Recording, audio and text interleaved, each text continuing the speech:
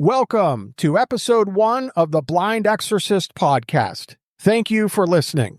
I'm Justin Daubenmire.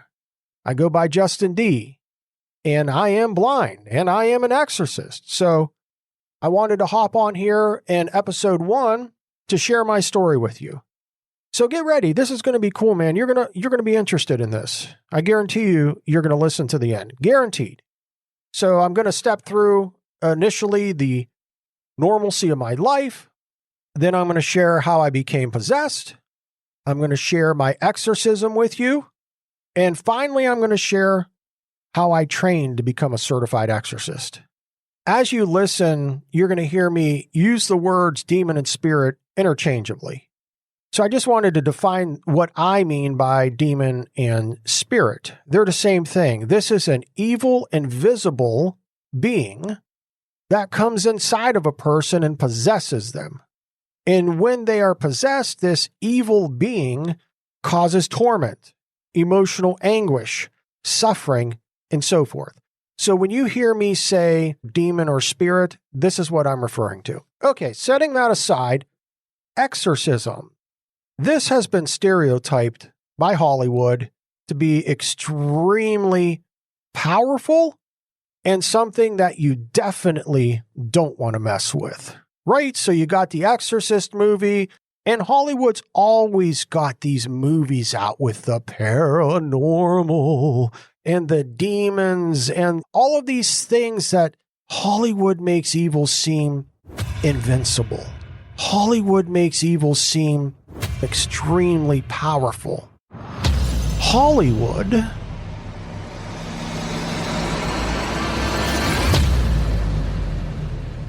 is wrong. The power of Jesus Christ is supreme power, not demons and the devil. The art of exorcism has been in the Christian church and the Catholic church for centuries. For thousands of years, millions of people have had demons cast out of them, expelled by the power of Jesus Christ. So again, Hollywood does not have this correct. Yes, evil and demons have a level of power, but it is not supreme. Supreme power is Jesus Christ. And this is why there's exorcism, to help people get rid of demons. On this podcast, I'm going to be interviewing normal, functional people who were demon-possessed and went through an exorcism. As an exorcist, I've worked with school teachers. I've worked with plumbers. I've worked with business owners who were demon-possessed. Normal, functional people in society that had demons. So this thought that if someone's demon-possessed, that they got drool hanging off their chin, they're in a straitjacket, their eyes are crazed, and they're, just is so far from the truth. There may be a little bit of that out there, but the people that I work with and that other exorcists that I know work with are very functional people in society. Many people ignore the supernatural. They just want to stay in the tangible, what you could see, taste, hear, smell, and touch. And that's a mistake. I talk with people often, and they know I'm an exorcist, right? So they'll say things like, you know what, dude? I seen a glass move across my counter by itself the other day. Or they'll say things like, in the middle of the night, I had a being appear at the bottom of my bed with no face. It was faceless and it was terrifying.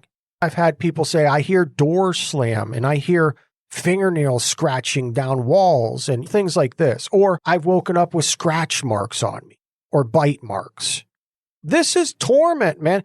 These types of supernatural events should not be ignored. They should be addressed. It's not like you're an ostrich and you could put your head in the sand. I'm going to ignore this. That's not evil. I'm going to pretend like the only thing I can see, taste, hear, touch, and smell is reality. Absolutely not, man. A lot of times people are experiencing these things because they are demon-possessed and they don't know it. When you're demon-possessed, demons come around you and do things like this. Normal, functional people can be demon possessed. I was demon possessed. This is what I'm going to get into. But understand, I'm a senior level software engineer. I've been a software engineer for 21 years and demon possessed.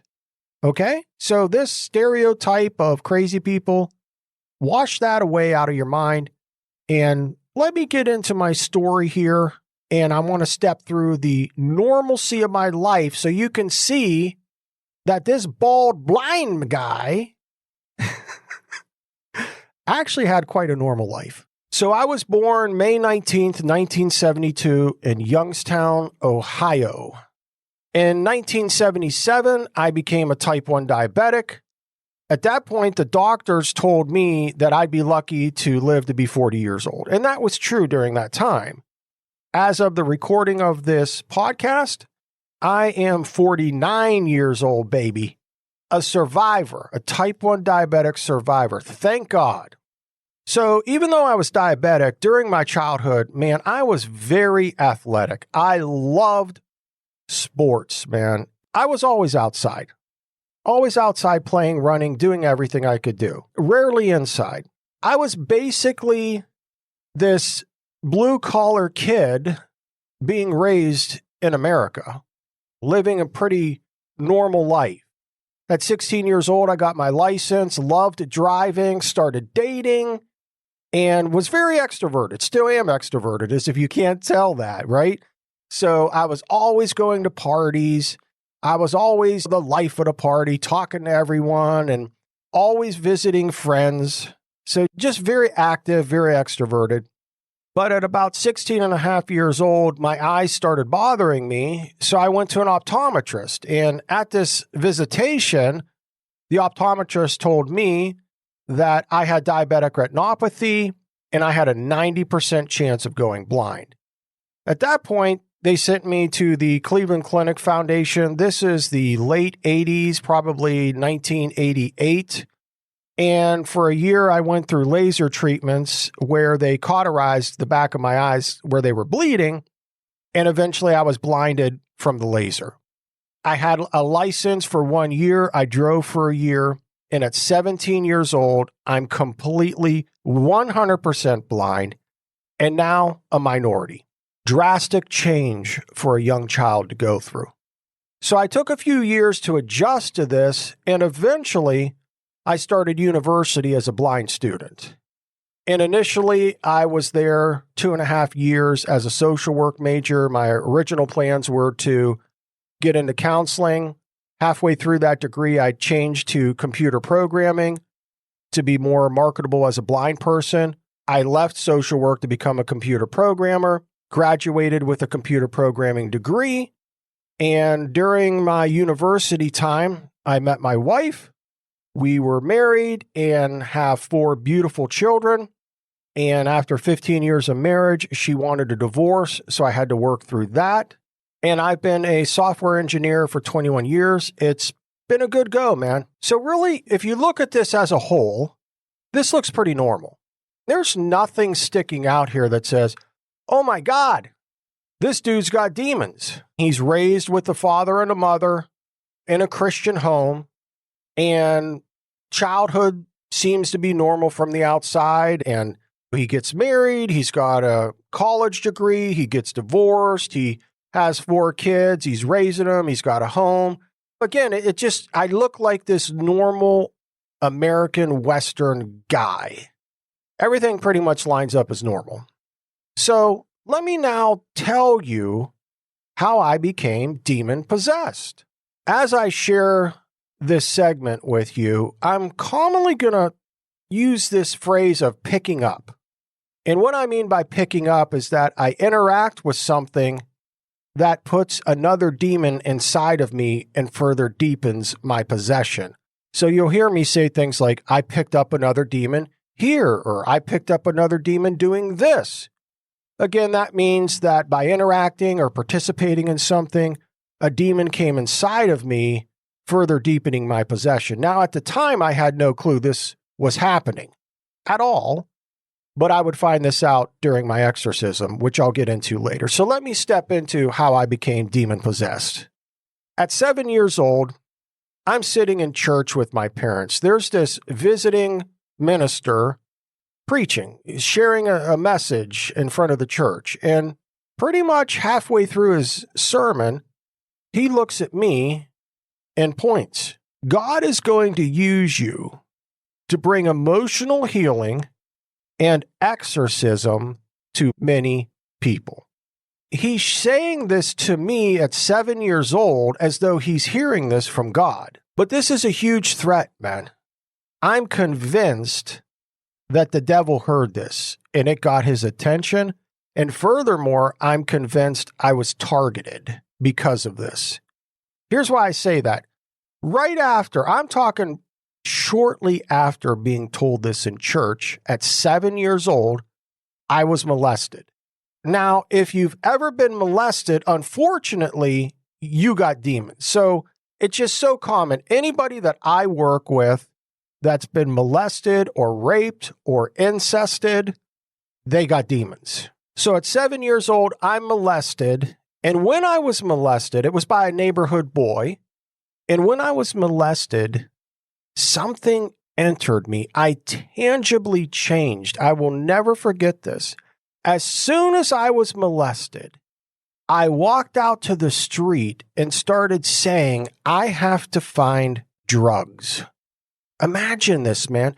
Here I am, a 7-year-old kid. I have no clue what drugs are. None whatsoever. I come from this blue-collar Christian family. This boy, however, mother was an alcoholic drug addict. So check that out. So guaranteed this young boy had been molested by some guys she was bringing in and out of there, gets these demons in him. I then get molested, and this addiction demon is passed on to me. I'm 7 years old, dude, walking up and down the street saying, I got to find drugs. No clue what drugs were. I just knew that this thing inside of me wanted this, and I had to give it to it. It was compelling me. It's, hey, I'm inside of you. I compel you to do something. You do it. It reinforces the behavior so that every time I compel you, you continue to do it. When demons are inside of you, they have to reinforce their possession through behavior.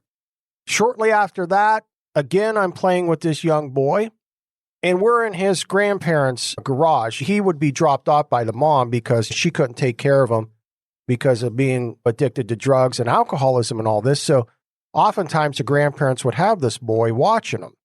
So we're in the garage, and I look over, and this thing inside of me is, go get me one of those. And I walk over, and it's this box of beer. Now, I didn't know what beer was. Again, I'm 7 years old. My parents don't drink. I have no clue what beer was. But I just knew this thing inside of me was saying, give me that. So I open the box up. I pull it out. I'm thinking, what is this? It looks like pop, whatever. So I open it up, take 2-3 drinks, give it to the other boy. He does too. We spit it out. It's disgusting. We're 7 years old. But this thing inside of me was compelling me to addiction. This is what I want you to understand. This happened after I was molested. The other thing this young boy introduced me to was the concept of a ceremony called a blood brother. The ceremony went like this. You take a pocket knife, you cut your thumb, just a nick, like at the tip of your thumb. Give the knife to the other person. They cut a little nick in the top of their thumb. You squeeze out blood. You bring your thumbs together and you rub your thumbs together and you make a vow. I'm telling you what, dude, when you mix blood and vows together, you are gonna get demons. Trust me. If you've ever made a vow using blood, you got demons. Stay with us. We'll be right back. Stay with us. We'll be right back. Are you waking up feeling overwhelmed by depression, anxiety, loneliness, anger, or addiction? Despite your efforts with self-help programs, books, spiritual practices, or counseling, do you feel like nothing has brought lasting relief? If this sounds familiar, I want to offer you a different approach. Exorcism is often overlooked, but can be a vital part of finding true healing. It's not like what you see in movies. It's a compassionate process aimed at addressing deep-rooted issues that might be causing your suffering. Demons can contribute to our struggles, and I'm here to help you confront and overcome them through the compassion of Jesus Christ. Visit my website at justind.com and take the first step towards a brighter future. Book an appointment today, and together, let's start your healing journey.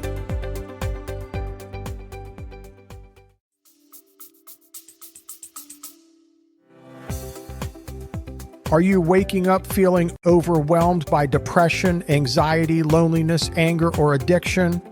Despite your efforts with self-help programs, books, spiritual practices, or counseling, do you feel like nothing has brought lasting relief? If this sounds familiar, I want to offer you a different approach. Exorcism is often overlooked, but can be a vital part of finding true healing. It's not like what you see in movies. It's a compassionate process aimed at addressing deep-rooted issues that might be causing your suffering. Demons can contribute to our struggles, and I'm here to help you confront and overcome them through the compassion of Jesus Christ. Visit my website at justind.com and take the first step towards a brighter future. Book an appointment today, and together, let's start your healing journey.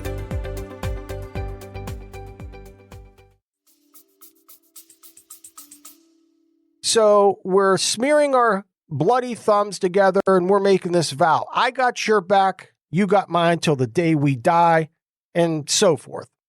Because of this ceremony, more demons inside of this kid were transferred to me. When you're demon possessed, you never just have one demon. They're like mice. If you've got one, believe me, you've got more. After this, at 11 years old, I was introduced to pornography. I picked up more demons from this. When I work with people taking them through an exorcism, be it a guy, girl, and they're addicted to pornography, they got demons. Why is that? Because when you compulsively keep doing something over and over and you cannot stop, you are a slave, man. And if you're a slave, guess what? You got a master. Also was introduced to a Ouija board. I was over a dude's house one time and his sister brought out a Ouija board and I was watching them and they're doing this, asking it questions and so forth. And it's answering them. And I said, well, turn around backwards and ask them questions. So they turn around backwards and they're holding it like with one hand, this little device, and they're asking it questions, and this thing's spelling out the answers, dude. I'm witnessing this. So I look over, I glance over on this bookshelf and I see this Bible. How crazy is that? So I said, go get that Bible. They brought it over. I said, set it down on the Ouija board. As soon as that thing hit the Ouija board, the basement door slammed so hard it almost came off the hinges, man. Now, no windows are open. It's summertime. The air conditioning's on. The door was completely wide open in the basement. Clear to the wall. In other words, pushed back to the wall. This demon was so angered by this that it slammed that door. The girl started screaming in absolute hysterics. So did the boy. I run out of the house, jump on my bike, and get out of there. But by interacting with this Ouija board, I picked up another demon. Now, a lot of people think that this is just a game and people are being extreme. Oh, come on. This is demons. Absolutely. If you played with the Ouija board, you got demons.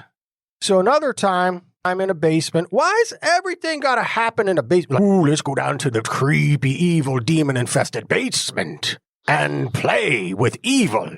Everything's got to be in a basement, man. If I lived down south, there wouldn't be a basement. So what do you do then? I have no clue. But in Ohio, we all got basements. So this other time we're down in the basement and these dudes are going to have a seance, right?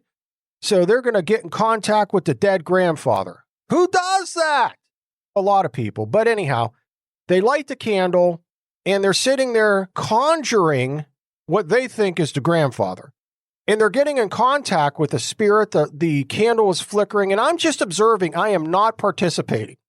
but simply by observing, I picked up another demon. So in my early childhood, man, I'm picking up all kinds of demons. Now let's fast forward to 16 years old. Oh boy, here we go. So I'm attending this private Christian school. I start dating this girl, okay? And we're dating for about 6 months and she wants to have sex. Now, in the Christian religion, it's instructed that you wait until marriage to have sex. We really didn't understand why. We sort of got it. Okay, it's sacred, but on the other hand, we really didn't understand why. But what I would find out is what I'm going to share with you now, why we should wait. So this girl says, I want to have sex. I say, I'm a virgin. I want to wait till I'm married. She says, either you give it to me or someone else will. Talk about manipulation. So I was basically emotionally forced into this. Now, let me explain this. I'm not being held at gunpoint, but I love this girl very much. And the thought of another guy having sex with my girlfriend drove me crazy. So I said, okay. And when we had sex, I'm telling you, something evil happened, man. I can remember when we're having sex, something overtook this girl, and it was not a sexual frenzy. It was something evil, dude. I'm telling you, it was tangibly evil. And I can remember feeling this presence come and this darkness overtake me. And this was another form of possession. I got demons from this, man. And she wasn't the only girl I slept with during my teenage years. I wasn't this massive player, but I've been with a handful of women and picked up demons from every single one of them. This is why I would learn, the Bible says. I didn't really understand why we waited, but this is why. Because the two become one. And when you become one with someone, you get demons. On the other hand, when you get married and have sex, there is a sacredness to it.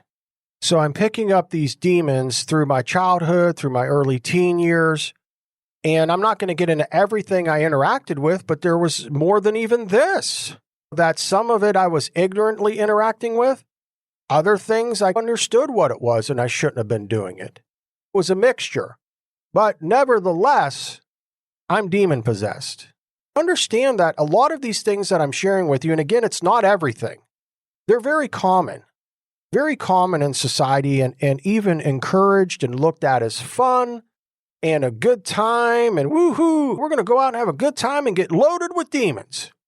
And by the way, when demons come in you and possess you, they don't jump out like a jack in a box. Hey, I'm here and I'm an evil demon and I'm going to manipulate your emotions and torment you. No, they silently sit in the background like a cancer and eat at you slowly over time. Their ultimate goal is to have you kill yourself or them kill you. Mission accomplished. That's what ultimately this is all about. So if they can make everything look fun and load you full of demons and emotionally torment you, physically torment you until the point you give up and kill yourself, that's what this is ultimately about, man. So I'm loaded with demons in a very young age. I'm not even going to tell you about my 20s and 30s and 40s. So anyhow, the early age, I'm loaded with demons. Let me explain to you now some of the paranormal activity that I experienced because of my demon possession. So 19 years old, I'm in ICU with a severe case of pericarditis. That's where the lining of your heart becomes inflamed from a virus, and it was life-threatening. I almost died. So I'm in ICU, and at this point, I'm like, okay, man, I'm absolutely 100% legitimately giving my life to Jesus Christ and becoming a Christian. When I sincerely became one, not playing around and, yeah, I'm going to church, but not really doing what I'm supposed to be doing. When I got serious about this, the demons inside of me were enraged. They were livid. So these demons are ticked, bro, because now I'm serious about being a Christian. So the first time I'm attacked by a demon, let me step through this one with you. This is some crazy stuff, man. So I go, it's like I'm 19 years old. It's about 3:00 in the afternoon. I go into my bedroom. I'm living with my parents, and I lay down on the bed to take a nap. So I wake up from the nap and I'm coming out of sleep, but still in sleep, this transitional state. I was awake though. I could hear birds chirping outside. I had my window open. And all of a sudden, I hear this ancient music playing. It was tribal. I'm talking stuff way back when, and it sounded Middle Eastern. It sounded Egyptian, almost Babylonian. The Bible talks about Babylon, a city back in that day. But I just knew, man, dude, this is major ancient stuff. And you had these rhythmic drums being played. They were clicking sticks together, syncopating rhythm. They were playing these types of tambourines. They had this wooden instrument with ridges in it that they were using a piece of wood to go up and down on it, making this type of sound. And then there was this flute. No flute like today, man. I'm talking, dude, this is ancient tribal stuff. And they were summoning something. I knew that. This is not good, and something is coming. I knew it. And about that time, at the end of my bed, a demon appeared. It tangibly appeared in my room, and I remember I could see it. That's what was so crazy about this whole paranormal thing, is that I physically could see the demon. I could not see the bedroom. I could not see anything but the demon, crystal clear. And it's looking at me, and I'm looking at it, and it growled at me. And when it growled at me, it then paralyzed me so I couldn't move. Now, this was not neurological sleep paralysis. That's legit, but this was demonic sleep paralysis. This demon paralyzes me so I can't move. When it did this, I became enraged. Inside of me, and I'm gritting my teeth, I'm saying to this thing, you going down. You are going down, bro. Come in my room like this. You going. I was furious. And this was a fight. About that time, I'm talking to this thing in my mind because it's paralyzed me. I can't open my mouth. And about that time, it jumps on top of me and chokes me. And it choked me to where I couldn't breathe, dude. I thought I was going to die. So at this point, I'm starting to say Jesus. This is all I know what to do. I got no clue what to do. I'm 19 years old. I'm starting to say Jesus, and this thing won't let me open my mouth. So inside of my chest, I'm going, And I was saying, Jesus, And then slowly, the right side of my mouth started opening where I could say it a little bit, Jesus, Jesus, Jesus. And about that time, I threw this thing off. Now, when I threw it off, it took me with it. And we are rolling around. If you could have got this on video, you would have seen me rolling around, wrestling and fighting an unseen entity. The whole time I'm rolling around, I'm furious. Bro, I am fighting this thing with righteous anger. I was so mad. And I remember as I'm rolling and fighting with this thing, and eventually my mouth opens and I say, Jesus! And when I said that and got the name out, I threw this thing off of me and it left. Now, how cool is that? That's how powerful the name of Jesus Christ is. Wasn't fun going through that. And this would happen for 30 years, man, because no one could help me. I would go to Protestant ministers and say, dude, I'm getting attacked by demons. And they would say they couldn't help me. In fact, what they would tell me is, oh, son, Christians can't have demons. I'm like, bro, they're coming into my room and throwing me on the floor. What are you talking about? Christians can't have demons. I got demons, man.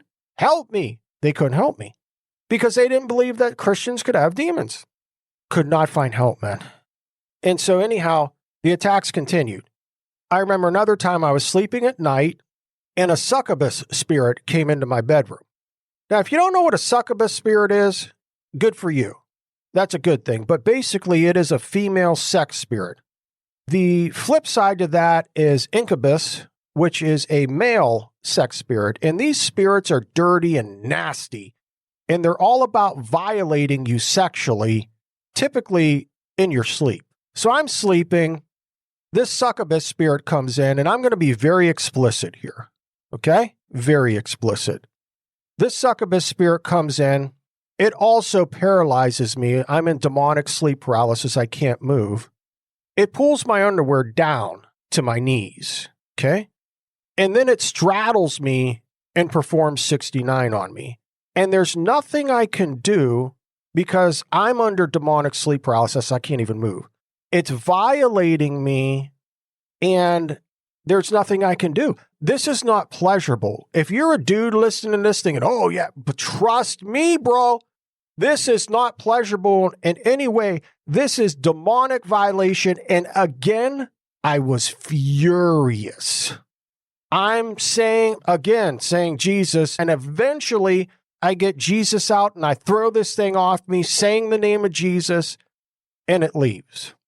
It was very clear to me, because I turned to Jesus Christ, hands down, fully turned to him, committed, they were going to punish me because they knew I didn't know how to get rid of them.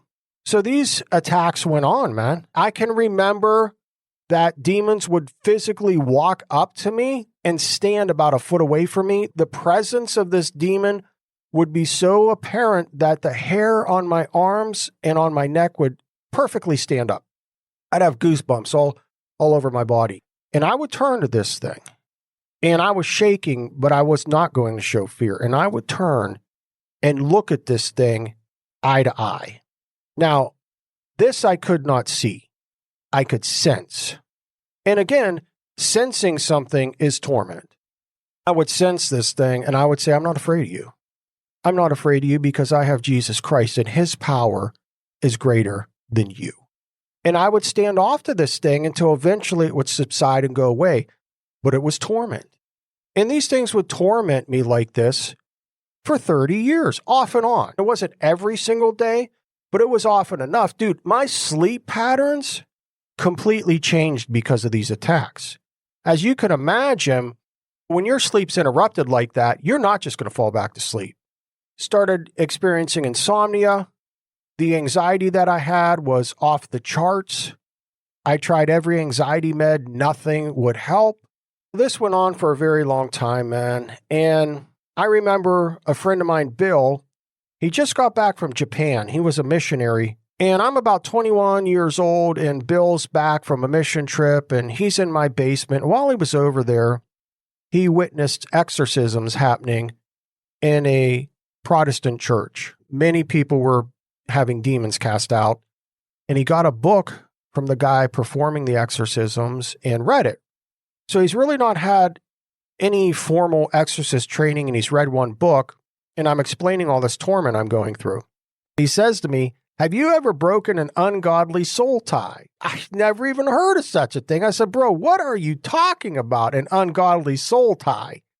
So he explains to me this concept that when you have sex outside of marriage, you're doing this in sin and you become one with the girl and the demons that are in her, and those demons come in you. I'd never heard this. Now that some of this, a little bit of this is starting to make sense. Specifically with the succubus spirit coming in and attacking me. Okay, this is starting to make a little bit more sense here. So he said, I can lead you in a prayer to break this ungodly soul tie because this is why we wait to marriage. Bill's explaining this to me, that in marriage, it's sacred, it's holy. God created this. So when you're married and then you have sex, there's holiness there. Outside of the marriage bed, demons. I said, I'm down for this, bro. I just want this torment to quit. So Bill says, okay, I'm going to lead you in a prayer. And as he's leading me in this prayer, a demon manifests. When I say manifest, what I mean is the demon comes inside of me. My eyes become like its eyes. My face contorts into its disposition. My voice it uses to speak through me. My voice will change similar to its voice, and so forth. This is what I mean by manifestation. So this demon manifests and I black out. I'm absolutely unconscious to what's going on. But according to Bill, when this thing manifests, by the way, the reason it manifested is because it didn't want Bill doing this. Because if I would have went through with this prayer, it would have lost its right to be there and could have been expelled. And it looks at Bill and it says to him, what a pretty pink shirt. Bill had a pink shirt on. I'm completely blind. When this demon manifested inside of me, it could see crystal clear. And eventually, this went on for a while. Bill was trying to get rid of this thing, according to him. He was telling me this. the other day. He was trying to get rid of this thing, and it actually was, he wrestled with this thing, meaning trying to cast it out and get rid of it for almost 3 hours. And the whole time I was blacked out, had no clue. Eventually it subsides. It didn't get cast out, but it subsided, and I came back to consciousness, and I was exhausted. What's going on, man? Nothing even happened. Like, in my mind, we're still like saying the prayer. How bizarre is that? Let me explain to you now my exorcism. Okay, let's fast forward. I'm 48 years old. It's March of 2020. COVID strikes here in America. And at this point, I was not serving Jesus Christ. I went through a divorce, and I was so angry at God for this happening that I turned from him. Worst mistake I ever made in my life. Whenever something happens in your life that you don't understand, you should hold on to God's hand and go through it with him. Don't let go and turn away. I did. And the demons inside of me, oh my gosh, man, they pushed me and tormented me relentlessly. They had me into so much addiction. I can remember drinking a gallon. Now listen, not a fifth, not a pint, a gallon of Captain Morgan rum a week. That's how bad they were compelling me into addiction. Smoking cigarettes, chewing tobacco, vaping, smoking pot, going to clubs, relentlessly tormenting me and pushing me into addiction. And they were leveraging the pain. That's what the devil does. When you're down, he comes in and leverages your pain and further deepens his possession and torments you relentlessly. He loves pain. So I never should have let go of God's hand. I should have held on to it and allowed him to heal me and walk through it with him. So I'm out there in complete addiction. March of 2020, I'm at stage 5 kidney failure. I'd been type 1 diabetic, I think, for 43 years, and it'd done its toll on me. The drinking didn't help either. So I said, I got to quit drinking, and I got to give my life back to Jesus Christ. So I'm on my knees in my bedroom, and I'm on the side of my bed, and I said, God, I turned from you, and I'm sorry. I'm at stage 5 kidney failure. Years ago, in that church service, you told me that I was going to bring emotional healing and exorcism to many people. I've yet to do that. I'm going to give my life back to you. I repent of my sin, and Jesus, just come back into my life, and let's get this done.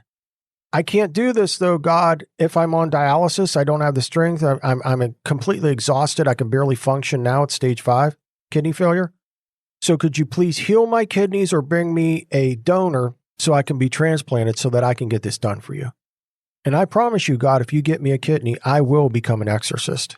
I know that's what you want me to do. I will do it. I'm not going to be popular. I'm going to be looked at as somebody that's quite bizarre.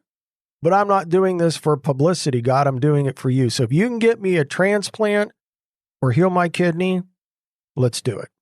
So January 29th, 2021, almost a year later, 9 months later, something like that. January 29th, 2021, right in the middle of COVID, I go through a kidney transplant. God came through for me. My sister-in-law was the first person to be tested to see if she was compatible. Perfect match. This is so rare. And I remember my sister-in-law saying, I have complete peace doing this. God has given me this peace. I need to do this.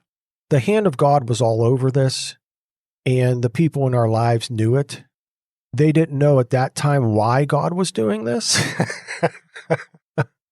They would find out after that I'm going to become an exorcist. So God did come through for me.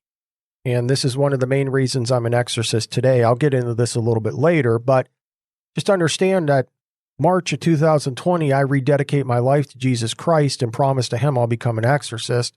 But I need help. God, I can't be an exorcist while I have demons. I got to get rid of them. Help me. How can I get rid of these things? I really had no clue. And all of a sudden, while I was praying, the name Bob Larson came into my mind. Now, if you don't know who Bob Larson is, he is a Protestant exorcist that today is the most active exorcist in the Protestant community. He's performed over 50,000 exorcisms worldwide in over 100 countries. This is what he does on the daily. I heard about Bob Larson when I was 19 years old. He used to have a radio show called Talk Back with Bob Larson, and I would listen to him, but I didn't really understand that he was an exorcist. I never heard him say, I'm an exorcist. If you're needing an exorcism, contact me. I don't ever remember hearing that. But I would listen to him, and I knew that he dealt with demons when people would call on the show. But for whatever reason, it just didn't click. So Bob Larson's name comes into my mind. Now, I heard of him when I was 19, and now I'm 48 years old. And I'm like, Bob Larson? Is that dude even alive? So I jump on my computer and I Google him. And not only is he alive, but he performs exorcisms. I go to his website. He provides virtual exorcism sessions. I sign up for 2 of them immediately.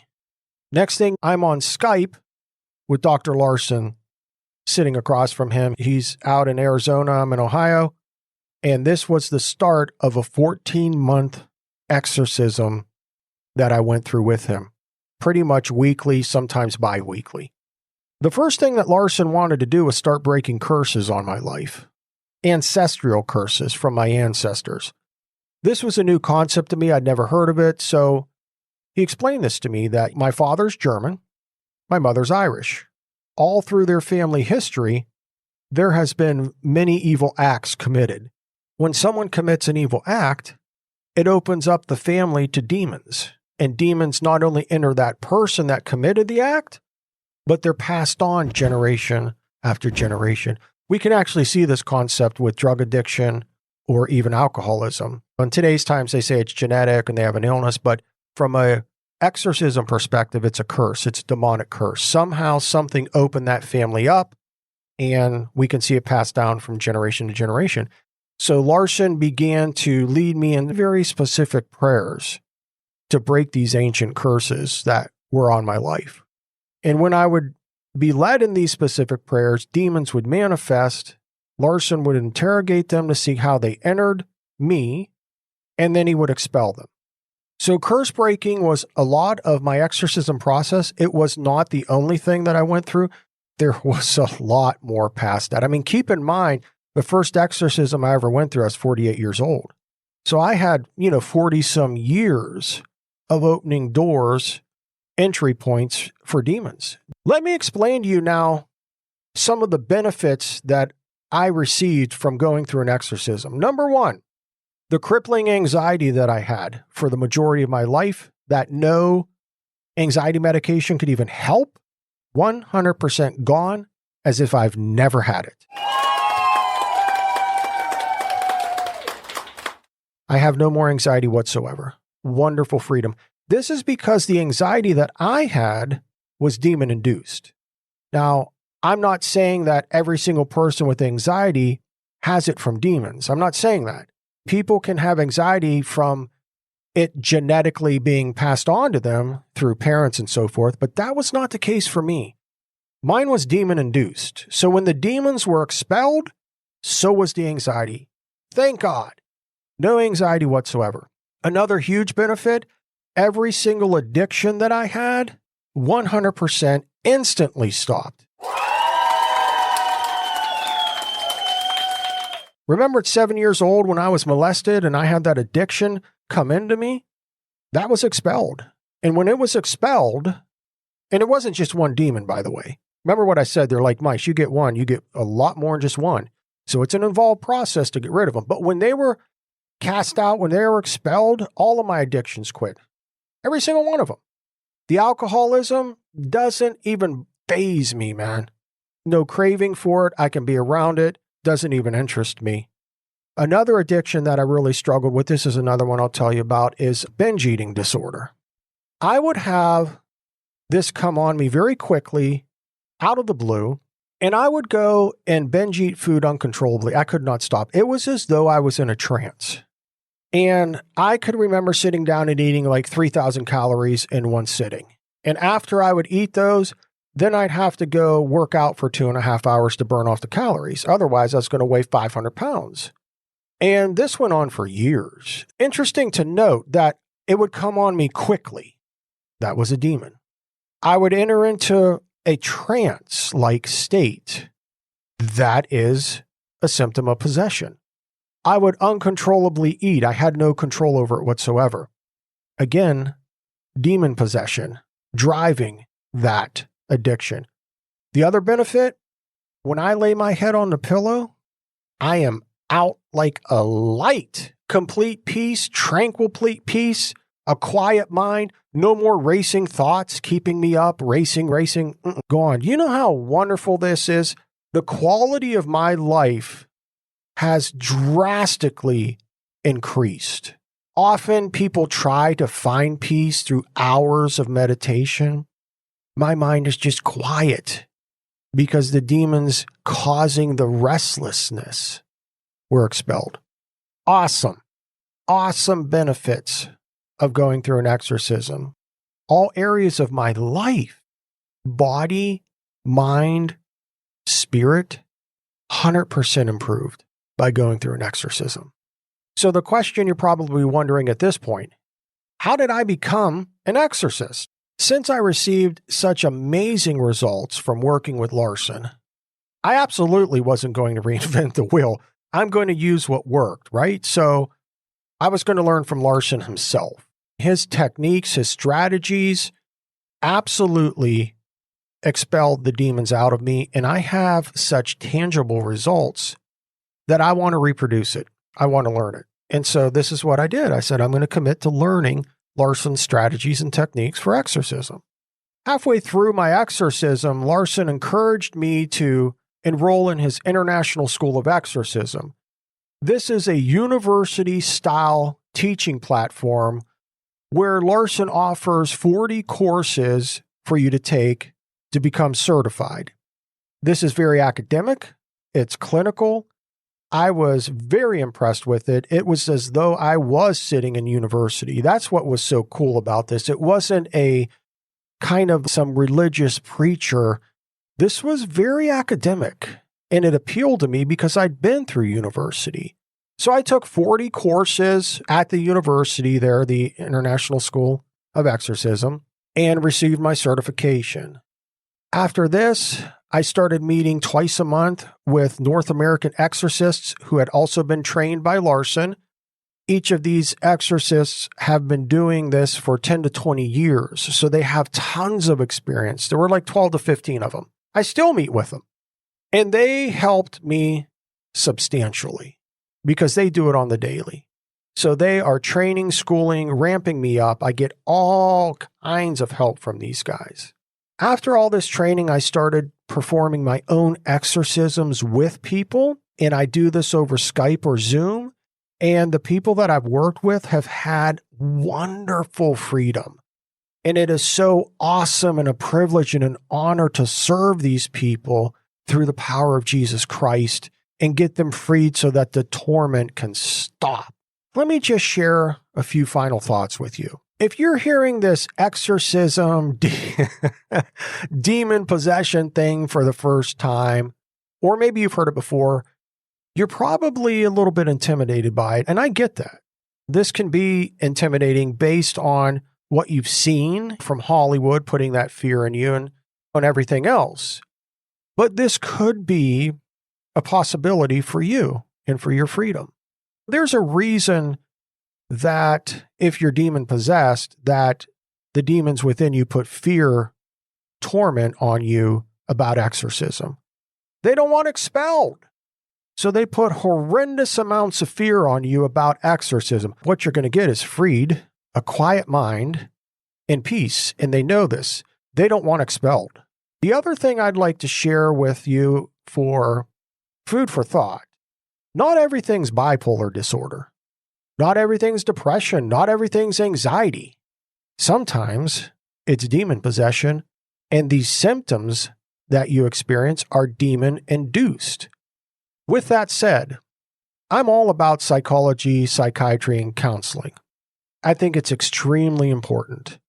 My ex-wife is a clinical counselor. Like I said earlier, I was a social work major for 2.5 years. So I value mental health. It's essential. But I do think that these two things, these two practices need to come together where applicable, but just can't be 100% psychology all the time, nor can it be 100% demons all the time. I think it should be a mixture of both. A psychologist or counselor is working with someone and they recognize that the person is demon possessed, get them to an exorcist. And I will tell you this, as an exorcist, I'm always encouraging people to go to counseling after an exorcism to work through the thought processes and things that have been left behind after exorcism. So please understand, I'm all about mental health. I just think it should be both. And I think it's a grave mistake to say that everything is 100% psychological or 100% demons. If you just say it's one of those two, it's like putting a Band-Aid on a wound. Eventually, it's going to rip off. If you combine psychology and demon possession using exorcists, the wound can fully heal. You're going to have a scar, you're going to see it, but the pain is gone. Demons are like splinters. Let me put it to you this way. When you have a splinter in your finger, man, does it hurt. But in order to heal, you got to get rid of the splinter. That's how it is with demons. A lot of people go to counseling and they still got their splinters inside of them, the demons. So they're always suffering. Even with medication, even with counseling and therapy, they're always suffering. Get rid of the splinters, and now the counseling and psychology can even be more beneficial. If you're facing torment, fear, or something you can't explain, you're not alone. I've walked with many people through deliverance, and I've seen Jesus bring real freedom. If you're ready to take that first step, go to justind.com and book an appointment with me. I'd be honored to walk with you on your healing journey.